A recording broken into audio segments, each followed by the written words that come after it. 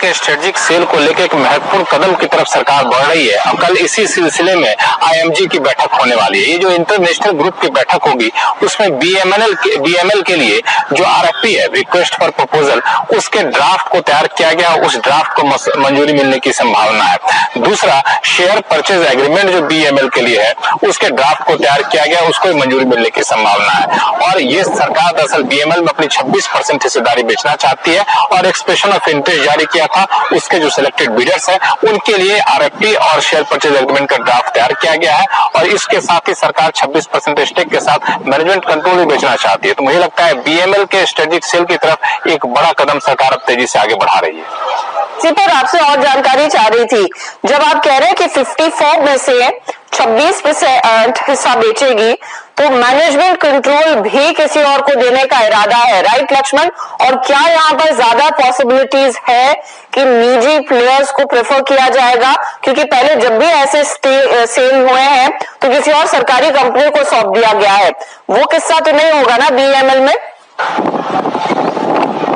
नहीं, इसमें दो चीजें। पहली बात एक क्लियर कर दूं कि सरकार 26% हिस्सेदारी बेचेगी बीएमएल में, 54% अभी हिस्सेदारी है। 26% बेचने के बाद बाकी की हिस्सेदारी किस्तों में सरकार बेचेगी या फिर लंबे समय इसको अपने साथ रख सकती है।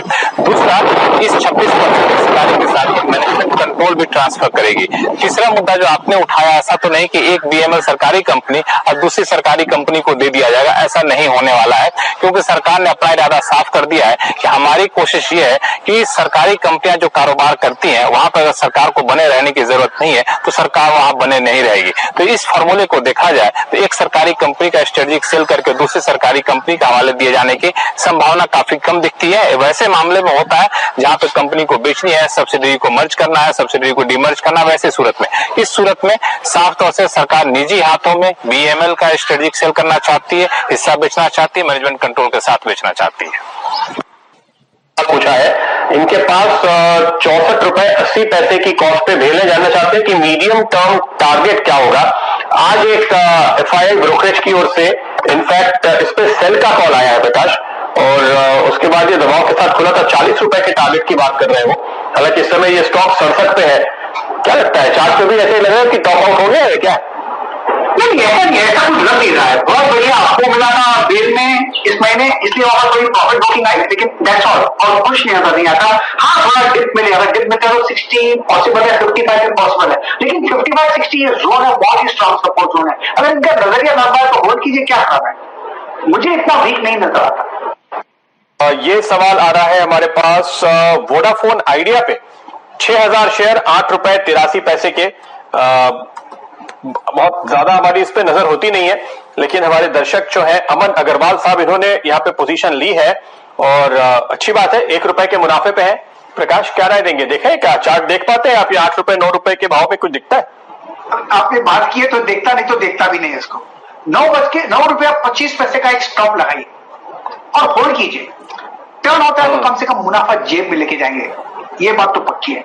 क्या ये 10 में जा सकता है? कुछ भरोसा नहीं स्टॉक का, 10 भी चला जाए, लेकिन अपना स्टॉक बढ़ाते रहिए। हर 1 रुपया राइस में अपना स्टॉक 1 रुपया बढ़ाते रहिए, तो शायद एक जगह पे आपका लॉक इन हो जाएगा।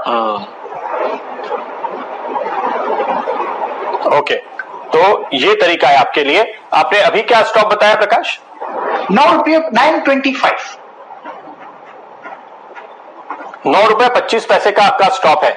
अब अगर मान लीजिए कि ये 9 रुपए 70 पैसे वाला स्टॉक 10 रुपए 70 पैसे हो गया, तो आपका स्टॉक 10 रुपए 25 पैसे हो जाएगा। इस तरह से इसको ट्रेल कीजिए, देखिए कहां तक जाता है। 10 रुपए 30 पैसे के आसपास हाल के हाईस इसने बनाए थे, तो ये स्टॉक अगर यहां से तेजी दिखाता है, जैसे कि कोशिश कर रहा है, तो बने रहिए, और जैसे ही स्टॉप लॉस जिस दिन ट्रिगर हो उस दिन निकल जाइए। ये बहुत अच्छी स्ट्रैटेजी प्रकाश आपको बता रहे हैं इस स्टॉक पे ट्रेड करने के लिए।